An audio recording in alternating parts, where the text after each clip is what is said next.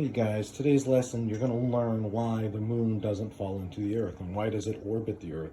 A lot of you guys are going to say gravity, but gravity is only part of the equation. So the first thing we want to talk about is we're going to talk about Newton's first law. And what that means is objects in motion want to stay in motion and objects at rest want to stay at rest. And unless another forces act upon it. So if you take this marble, right? It's going to go in a straight line. It's always going to go in a straight line until a force acts upon it. In this case, it would be friction from the shirt. All right? So that is Newton's first law, and that's called inertia. You're going to read about inertia today. Now, let's say I put a rock here, and that's going to be Earth. And what that does for in the space is it bends the time-space.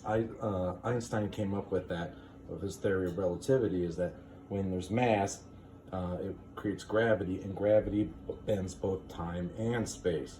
All right? So if I take that same marble, would represent the moon, okay, it's just going to keep going round and round. We might have seen those penny things in the Walmart or something where it just keeps going round and round. Okay?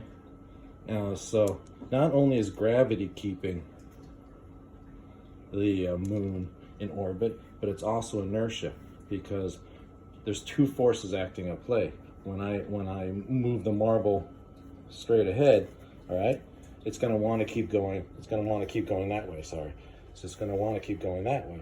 But gravity is pulling it in too. So what it does is it splits the difference, and you got two forces. You got inertia wanting to go that way, and you got gravity wanting to go towards the moon. Towards the Earth. Sorry.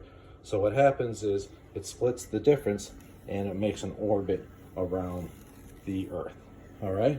So once again, that's today's reading. Please read the selection and answer the questions.